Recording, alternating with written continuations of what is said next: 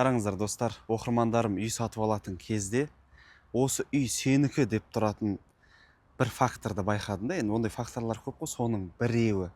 Мысалы, сіз өзіңізге пәтер көріп жүресіз ғой. Кезекті бір пәтерге кіресіз. Сол үйден сіз жаймен өзіңіздің тұрып жатқан үйіңіздегі немесе әке шешеңіздің үйіндегі қандай да бір заттарды, өте ұқсас заттарды байқай бастайсыздар. Назар аударыңыздаршы осы сәтке. Яғни ол мебель болуы мүмкін, ол шкаф болуы мүмкін, ол стул болуы мүмкін, ол стол болуы мүмкін, ол қандай да бір посуда болуы мүмкін, ол люстра болуы мүмкін.